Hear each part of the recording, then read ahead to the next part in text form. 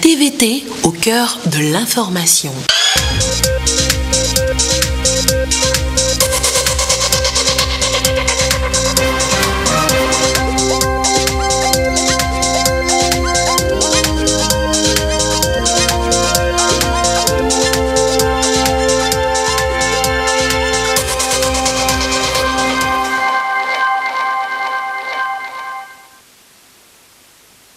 Il est 20h, bonsoir à tous. Dans l'actualité ce soir, le Conseil de l'Entente redéfinit ses actions en matière de sécurité.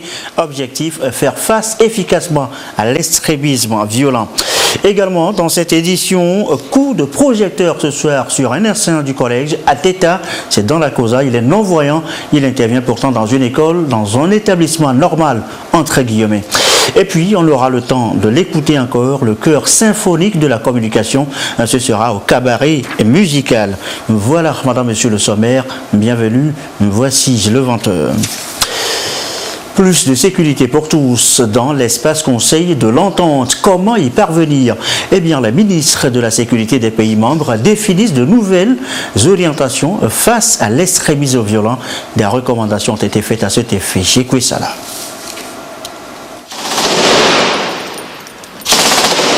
Extrémisme violent, terrorisme, prolifération et circulation des armes légères et de petit calibre, crimes transactionnels organisés.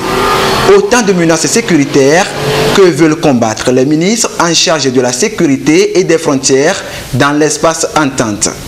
À la 4e réunion tenue à Lomé, ce collège de ministres et experts du Conseil de l'Entente identifie de nouvelles menaces sécuritaires qui peuvent compromettre le climat de paix et de stabilité déjà fragilisé par des attaques terroristes dans certains pays de l'espace. La rencontre de Lomé accouche des approches de solutions. Les ministres se sont accordés sur l'importance pour les États membres d'avoir une compréhension partagée de la menace afin d'apporter des réponses adaptées et efficaces. En outre, les ministres ont noté l'importance de la gestion intégrée des espaces frontaliers comme l'une des solutions de la prévention de l'extrémisme violent. Les ministres ont relevé la pertinence pour les États membres d'investir davantage dans la prévention des menaces sécuritaires en tenant compte des spécificités nationales. Ils ont approuvé le projet de directive communautaire sur la prévention de l'extrémisme violent. Les ministres ont formulé des recommandations à la conférence des chefs de l'État et de gouvernement relatives à l'adoption de la convention portant création, organisation et fonctionnement du mécanisme Entente de renseignement, l'adoption de la directive communautaire sur la prévention de l'extrémisme violent, l'élaboration et la mise en œuvre de politiques nationales de gestion intégrée des frontières.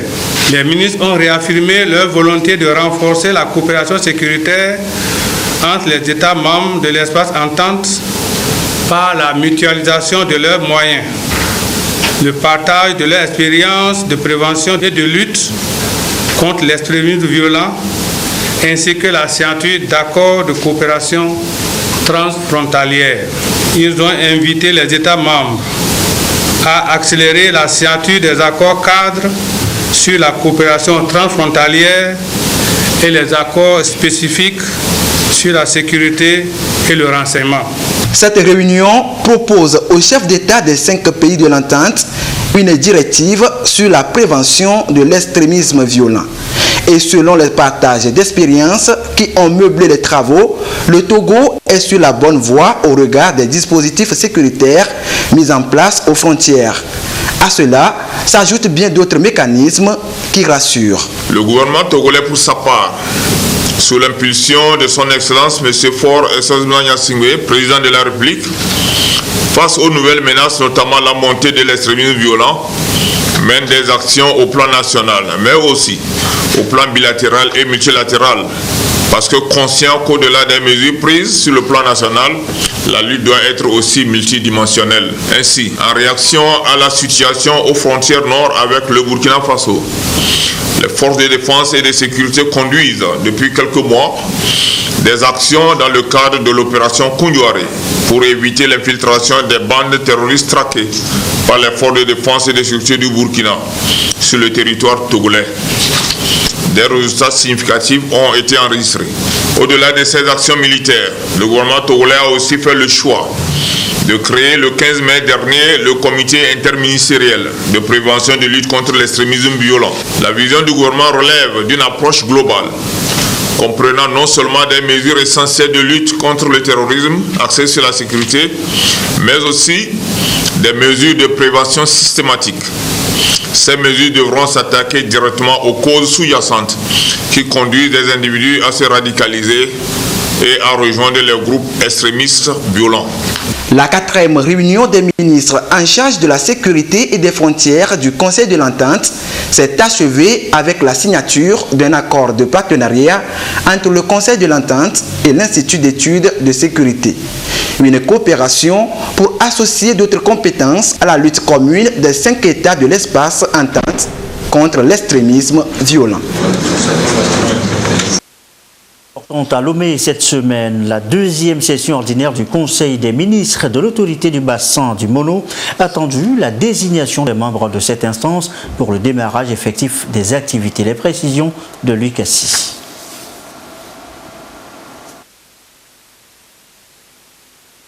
Vous l'annoncez donc tout à l'heure, une autre réunion non moins importante cette semaine à Lomé, la 2e session ordinaire du Conseil des ministres de l'autorité du bassin du Mono. Attendu, je vous le disais, la désignation des agents de cette instance pour le démarrage effectif des activités. Les précisions de Luc Assis. Nous reviendrons apparemment donc sur ce sujet dans le courant de cette édition, si tout va bien. Que dit le rapport d'étape 2019 du partenariat mondial pour une coopération efficace au service du développement? Le contenu du document a fait l'objet d'échanges ce vendredi à Lomé. L'objectif devrait être le bien-être des populations. Alors, que retient-on concrètement? Voici le compte-rendu. Aimé Abalou, Aimé Alpha, Yasmine Koudia. Les accords de Busan demandent aux États qui ont adhéré d'œuvrer à l'efficacité de la coopération au service du développement. Pour travailler à la mise en œuvre de ces principes, le ministère en charge de planification a jugé utile cette rencontre de réflexion sur le contenu des 2 rapports ayant sanctionné l'enquête de suivi du partenariat mondial. Dans le cadre du PND, le Programme national de développement, on fait référence à l'égalité de genre. Et donc, je m'attends à ce que dans la traduction effective, que cette égalité de genre soit en progression. Mais au plan mondial, les chiffres qui nous ont été présentés, 25%, je trouve que c'est très faible. Le deuxième point qui m'a intéressé, c'est par rapport donc à l'environnement favorable aux organisations de la société civile. Dans certaines zones très reculées, l'État n'est pas forcément présent, mais on a les ONG qui sont présentes ou les associations qui sont présentes. Cela constitue quelque chose de non négligeable. Le dernier point qui m'a retenu également, c'est la liberté d'expression. Il faut réfléchir pourquoi il y a une restriction donc de la liberté d'expression au moment où nous sommes dans un monde ouvert. Le ministère en charge de la planification a encouragé les acteurs de développement, la société civile et les ONG. Il les a exhortés à s'engager sérieusement dans cet exercice de revue générale des accords de Busan. Selon le rapport de manière globale, il y a 3 domaines dans lesquels les 86 pays qui ont pris part à cet exercice doivent faire d'efforts. Il est relevé dans le rapport que très peu de lignes sont accordées à la problématique genre. Ils ont parlé de 12% des budgets, c'est faible. Quelle est la part du Togo dans ce rapport général? Vous verrez que le gouvernement doit se féliciter. Pour une intégration effective des questions genre, les techniciens s'inscrivent déjà dans le dynamisme du chef de l'État qui prône la politique d'ouverture à tous les acteurs qui œuvrent pour l'amélioration de la liberté d'expression, l'équité genre et l'environnement. 20 minutes. Top départ cet après-midi de la 5e édition de Africa Code Week. L'événement va permettre à chaque pays d'initier des jeunes au code informatique et aux compétences numériques. De Douaré pour les précisions. Près de 30 000 enfants vont apprendre les b.a.-ba du langage informatique au titre de Africa Code Week 2019. L'événement met en place plusieurs ateliers d'initiation au codage et va permettre aux jeunes enfants de parler couramment la langue informatique à l'issue d'une formation gratuite de 2 semaines. Plus de 1000 formateurs seront mobilisés pour toucher plusieurs enfants sur toute l'étendue du territoire. Africa Code Week est une initiative panafricaine qui vise à former les enfants africains en compétences numériques à travers un logiciel libre et ludique appelé Scratch. Avec ce logiciel, les enfants peuvent en quelques heures apprendre à concevoir des dessins animés sur ordinateur, des jeux vidéo et même de petits programmes, de logiciels, des sites internet. C'est un projet qui se passe dans 37 pays africains dans les mois d'octobre. Au Togo, la date retenue, c'est du 14 au 31 octobre 2019. Et notre objectif, c'est d'arriver à former 30 000 enfants sur toute l'étendue du territoire. Il est vrai que la plupart de nos écoles ne sont pas dotées de salles informatiques. C'est pour cela que nous avons pensé à une stratégie de laboratoire informatique mobile. Nous mobilisons des jeunes équipés de PC qui débarquent dans les localités, dans les écoles, pour initier ces enfants et repartir. Même les localités qui ne disposent même pas d'électricité peuvent bénéficier de Africa Code Week. À l'ère du numérique, beaucoup le pensent, il est important d'outiller les enfants au langage informatique pour leur intégration future à la vie professionnelle.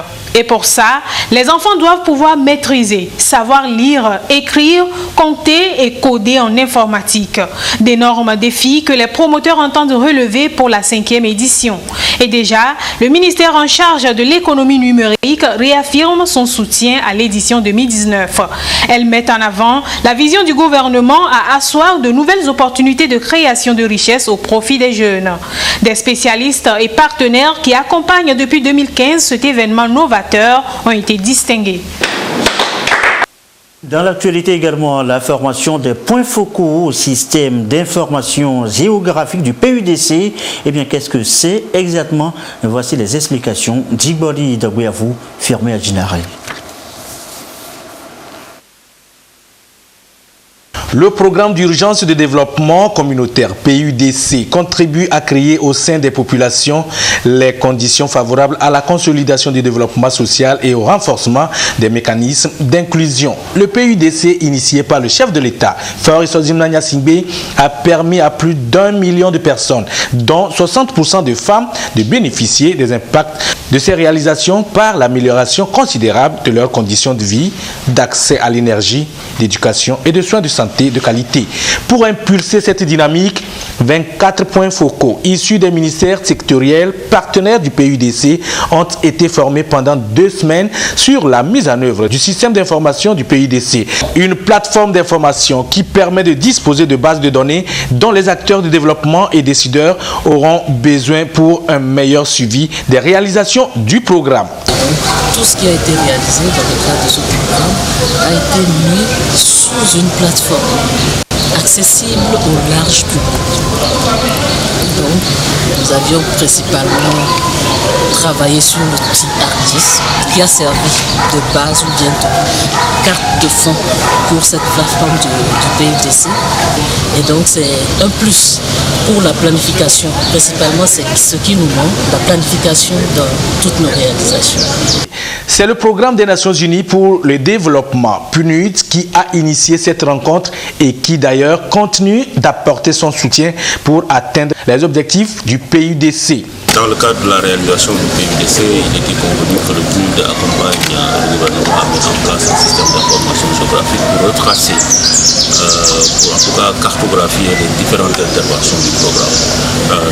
Comme vous savez, un système d'information, c'est une outil d'aide à la décision. Et nous allons déjà travailler avec l'ensemble des ministères pour que ce système d'information puisse être un système de référence et qu'on puisse l'utiliser pour ajouter beaucoup plus d'informations, notamment dans les différentes thématiques de l'éducation, la santé, l'énergie, etc. Donc on espère qu'on va continuer à faire la mise à jour de la base de données pour que ce système d'information, cette plateforme en tout cas, puisse servir aussi d'outil dans le suivi des réalisations PND. La formation, avec la remise des attestations aux récipiendaires, intervient dans le contexte de capitalisation du programme après 2 ans de mise en œuvre dont les résultats impactent positivement sur la vie des populations. Le diplôme, oui, c'est bien, mais qu'est-ce que tu sais faire? Traduction d'une éducation de qualité pour tous, sur un même pied d'égalité avec des opportunités de formation en continu. Le Togo est prêt à adopter le système. Le document référent est à l'étude depuis ce vendredi. Les précisions, Arnaud Tidifou.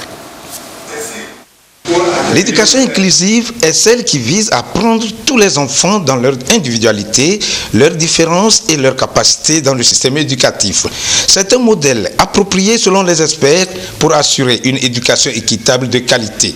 Il s'agit donc de faire construire des établissements scolaires adaptés aux enfants en situation de handicap et leur fournir un cadre d'apprentissage qui répond aux standards internationaux. Pour qu'une école ordinaire soit dite inclusive, il y a des conditions qu'elle doit remplir. Il y a d'abord les conditions que nous appelons des conditions physiques.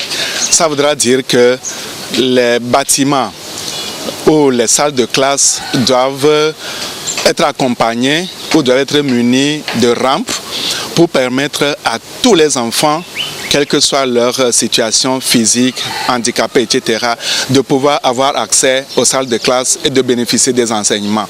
Il y a aussi des enfants que nous appelons les déficients visuels. Quand ils sont parfois dans des salles, il y a toute une obscurité, ça fait qu'ils n'arrivent pas à bien suivre. Donc, il faut aussi faire en sorte qu'il y ait des tôles translucides au niveau des classes pour permettre à ces enfants aussi d'avoir une certaine luminosité dans les salles. En plus de cela, nous avons aussi les conditions matérielles. Les enfants handicapés visuels et les enfants handicapés auditifs doivent avoir des matériels que nous appelons matériels pédagogiques adaptés pour leur permettre de pouvoir suivre les cours. La prise en compte de l'inclusion dans l'éducation dans les écoles ordinaires permettra d'œuvrer davantage pour les droits des enfants et parvenir à l'universalité de l'éducation pour tous. Le Togo a ratifié ces textes et conventions relatifs à la promotion des droits des personnes handicapées et en considérant que toute personne a droit à la dignité, l'éducation fait partie de ces droits. Donc pour nous, ne laisser personne de côté est plus qu'une exigence. Les inclure, ces personnes handicapées dans l'éducation, c'est réduire la pauvreté à long terme. Ça permet leur insertion socio-professionnelle et puis ils ne sont plus un poids pour leur famille. Les normes et standards d'une école inclusive proposées seront étudiées pour sortir un modèle approprié pour le Togo avec un accent mis sur l'éducation des enfants en situation de handicap. Et voici cet exemple d'inclusion, d'éducation inclusive, direction Sogé à Teta, c'est dans la Cosa. Et voici ce professeur d'anglais, signe particulier non-voyant dans un établissement normal, entre guillemets. Son portrait nous est dressé ici par Nestor Moussou. Il est 8h50. C'est le début de la 3e heure dans les collèges et lycées du Togo. Au CG d'Ateda Akara, la classe de 4e 2 a cours d'anglais à cette 3e heure du 18 septembre. L'enseignant de cette matière a une particularité, il est non-voyant. Ferdinand Gasrevi est son nom. Après son master à l'université de Lomé, il a été formé à l'école normale supérieure Enes d'Atapamé. Gasrevi est arrivé à l'enseignement pas par hasard mais par vocation. La carrière enseignante, au fait, c'est quelque chose qui me plaisait depuis l'enfance. Voilà, j'aimais enseigner déjà à mes petits frères, leur expliquer certaines choses en fait. J'ai aimé l'anglais depuis le cours secondaire. Et mon professeur d'anglais au lycée m'a vraiment encouragé à étudier l'anglais, à l'université. Et voilà, j'enseigne l'anglais aujourd'hui. Comme tout enseignant, Gasrevi prépare son cours. Mais ce qui fait la différence entre lui et les autres, c'est qu'il est obligé de faire une double préparation. Je prépare les cours et en noir et en braille. C'est-à-dire que j'ai mon ordinateur, je saisis le cours, c'est-à-dire la partie que les élèves doivent recopier dans leur cahier. Je saisis cette partie-là. En noir, je les fais imprimer. Et puis, bon, je reprends le même cours en braille, puisque l'enseignant même doit avoir quand même sa fiche en main avant de faire son cours. Donc, pendant mon cours, je regarde sur ma fiche, je lis avec mes doigts. La fiche est en braille, donc je lis et je fais mon cours. Voilà, maintenant, lorsque le moment de recopier au tableau va arriver, là, j'envoie soit un collègue disponible ou un élève qui sait bien écrire. Je l'envoie avec la copie que j'ai faite en noir, que j'ai saisie, et il ou elle recopie au tableau pour que les autres puissent recopier. Le handicap de Gasrevi ne semble pas constituer un frein aux élèves dans leur apprentissage. Quand moi j'étais venue au collège ici, je suis très étonnée qu'un aveugle enseignait l'anglais. Mais quand j'ai su son cours depuis la 5e, c'était très intéressant.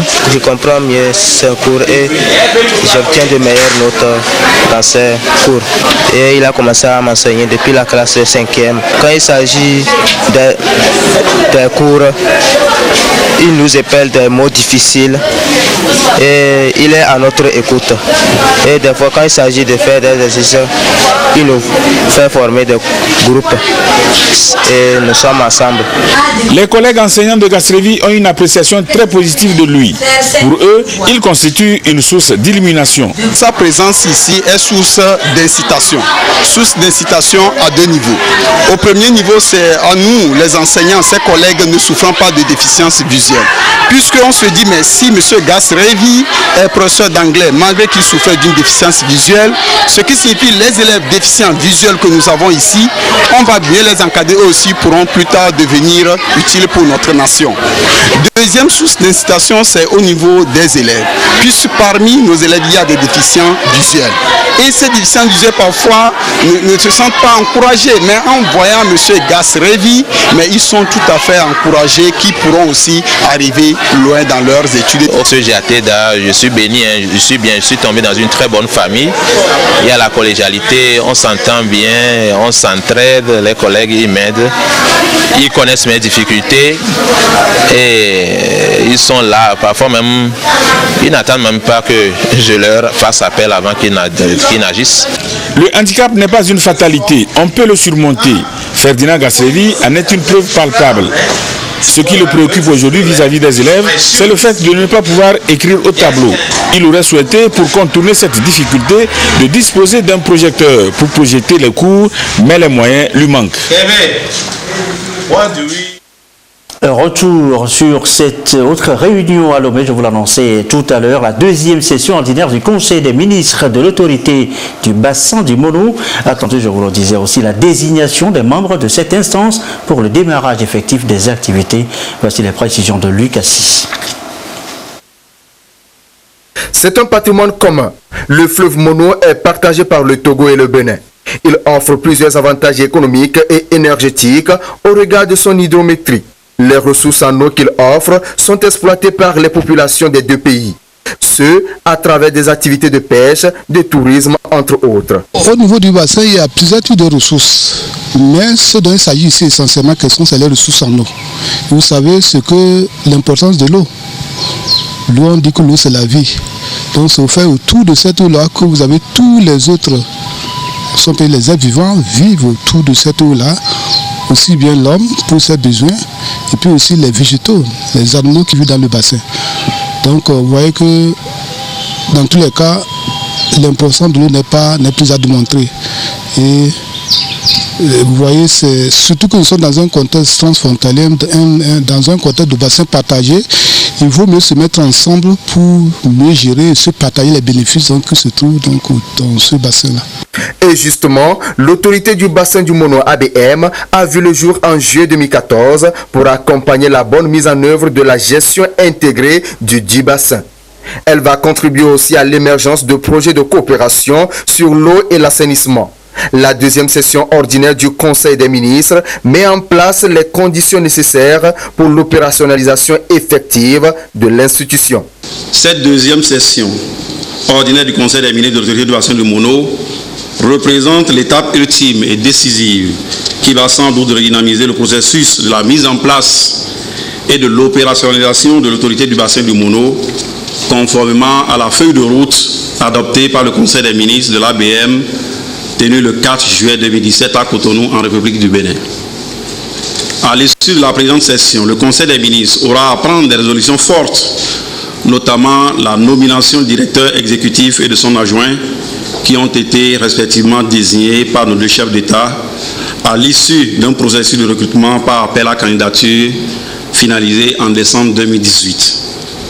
Nous aurons également à prendre des résolutions sur la prise de fonction du directeur exécutif et de son adjoint et sur les conditions minimales de travail de l'institution, toutes choses qui consacreront le développement durable du bassin du Mono pour la coopération et l'intégration régionale et surtout pour le bonheur des populations riveraines de nos deux pays.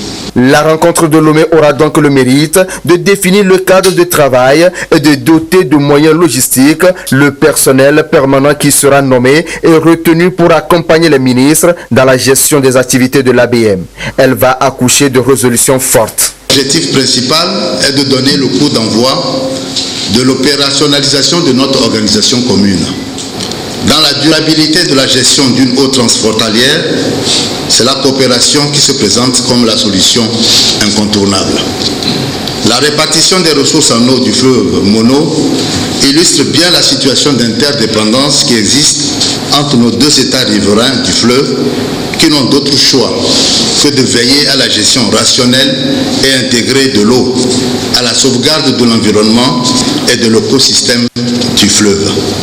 C'est donc à juste titre que nous nous devons de louer l'initiative de nos deux chefs d'État pour la création de l'organisation qu'il a été convenu d'appeler Autorité du bassin du Mono. Espace par excellence de coordination appropriée des actions à mener pour le développement de ce bassin, l'ABM est soutenue par la CEDEAO. Les deux pays se sont engagés à toujours travailler de concert pour tirer meilleur profit de ce bassin. Dans le reste de l'actualité, ça continue. L'achat de maïs auprès des paysans en Satété, cette fois Kamboli, dans la préfecture de Tchamba. 40 tonnes ont été enlevées sur place. Désiré Aloy. L'Agence nationale de sécurité alimentaire du Togo, ANSAT, sur le terrain de collecte. À travers tout le pays, l'agence achète aux producteurs les surplus de production agricole, maïs, riz, mil et autres pour constituer des stocks de sécurité alimentaire. À Kaboli, les producteurs cèdent à l'ANSAT des tonnes de maïs blanc de très bonne qualité. Une collecte après le virement des fonds à la banque. On est très content par rapport à l'initiative. Parce qu'il y a longtemps, on cherchait où vendre notre maïs. On n'a pas trouvé vraiment qu'aujourd'hui, ANSAT est venu nous appuyer. Vraiment, c'est très intéressant. Et le maïs acheté, ils ne nous ont pas remis l'argent main à main. Ils nous ont versé l'argent dans notre compte à la banque. C'est encore très bon, plus bon que l'initiative passée. Parce que nous sommes en sécurité. Et ça va nous permettre aussi à travailler les prêts dans ces banques-là pour développer nos activités. Vraiment, nous remercions les chefs de l'État. Le Togo en plein pied dans le PND, Programme national de développement.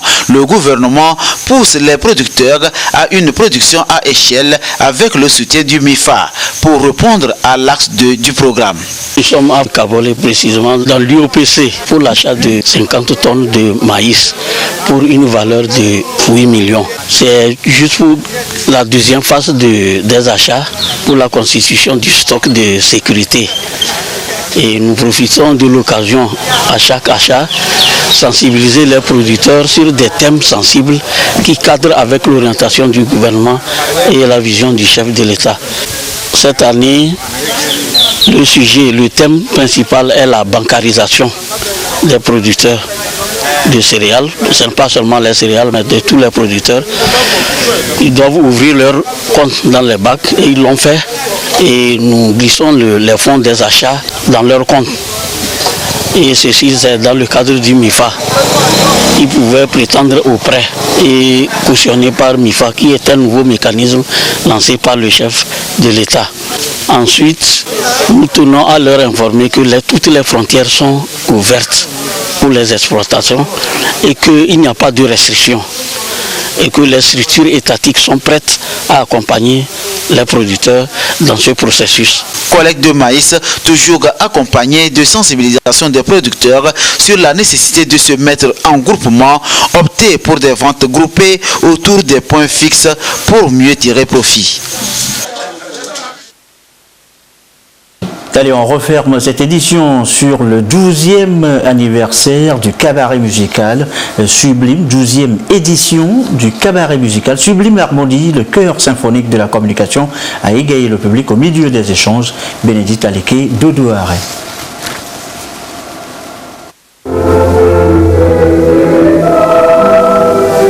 Des voix angéliques qui traversent les esprits, sèment de la joie et donnent de l'espoir.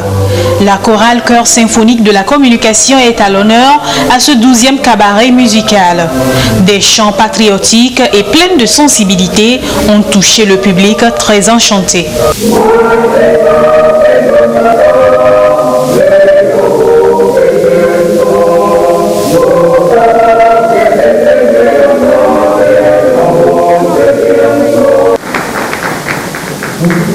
Nous avons beaucoup apprécié parce que les prestations c'est bon.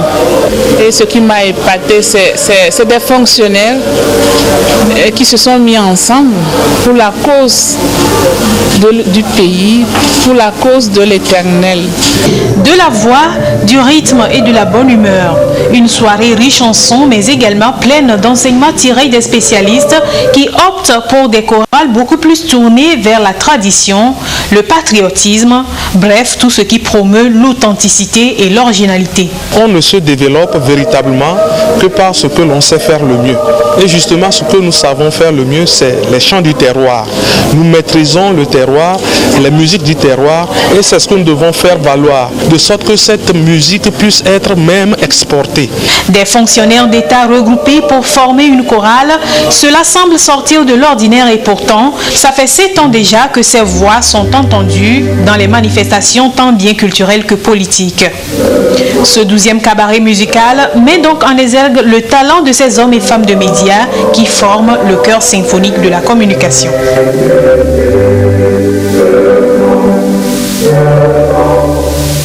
Nous avons souvent évolué dans les chants patriotiques. Les membres du chœur ont fait leurs prestations et des grands compositeurs, des professeurs de musique, des collègues musiciens ou bien membres du choral ont critiqué un peu. Donc cela nous donne quand même une vision. Cette vision, c'est de voir comment améliorer notre prestation. C'est une occasion de découvrir le chœur symphonique de la communication, le travail qui se fait. Nous avons eu l'occasion de les suivre lors du 45e anniversaire de la TVT, je crois. Et nous avons trouvé du potentiel aussi à mettre en valeur. Pour nous, c'est une plateforme qui leur permet de promouvoir ce qu'ils font. Le cabaret est une plateforme qui rassemble les acteurs du chant choral autour des questions de professionnalisation de la musique, de protection des droits d'auteur et de promotion des compositeurs et leurs œuvres. Et avant de refermer cette édition, ce communiqué dans le cadre de la célébration du 70e anniversaire de la Fondation de la République populaire de Chine, les ministères chargés de la jeunesse et des sports, en collaboration avec l'ambassade de Chine au Togo, organisent une course populaire dotée de prix ce samedi 28 septembre 2019 à partir de 6h.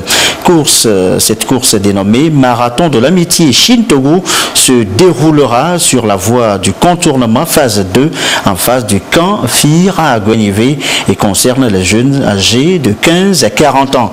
La distance à parcourir est de 5,5 km pour les hommes et de 3,2 km pour les dames.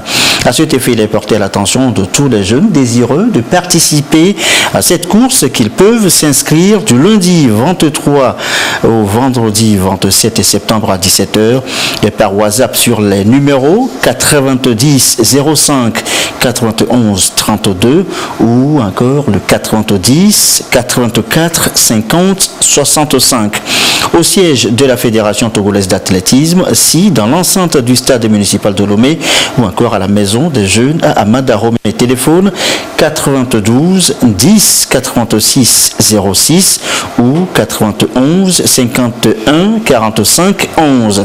Les prix à gagner sont entre autres des motos, des trophées, des vélos, des ventilateurs, des sacs d'écoliers, etc.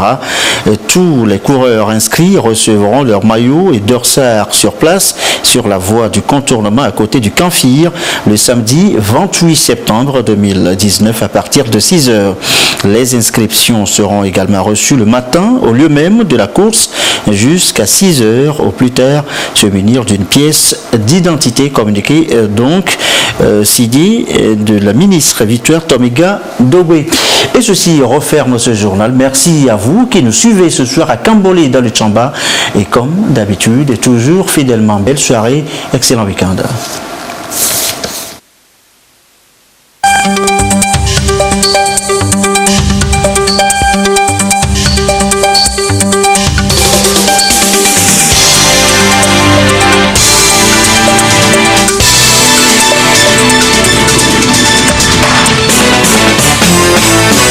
La TVT au cœur de l'information.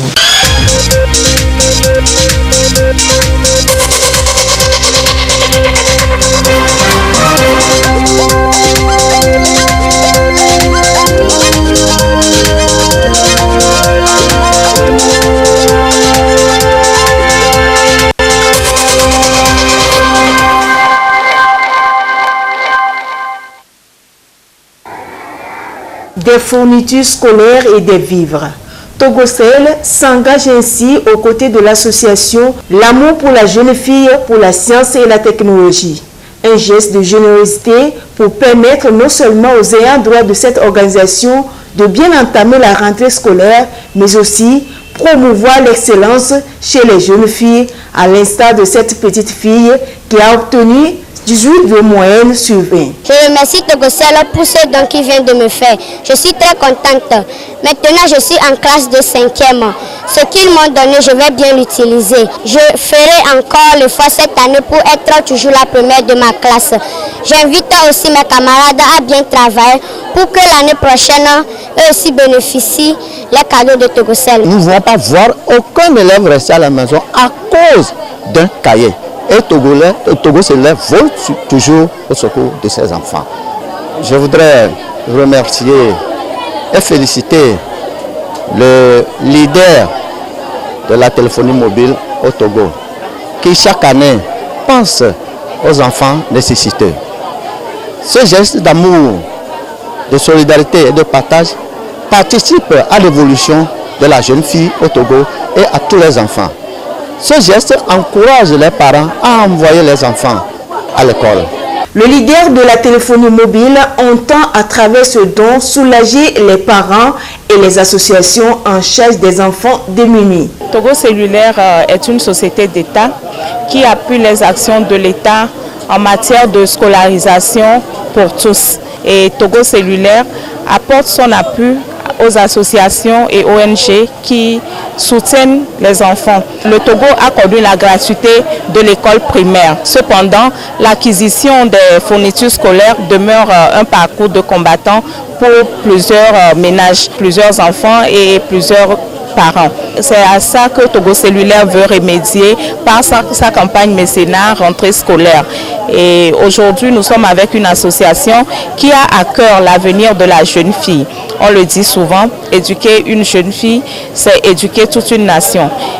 l'éducation de la jeune fille permet à la jeune fille d'avoir plus confiance en elle, de prendre en charge ses choix, d'assumer ses choix et de pouvoir participer à construire son avenir. Depuis plus de 10 ans, le leader de la téléphonie mobile Togo Cellulaire plaide pour la cause sociale. Et c'est dans cette optique qu'elle offre chaque année des kits scolaires et vivres aux différents établissements et ONG afin d'accompagner la politique du président de la République, notamment l'accès à une éducation de qualité à tous.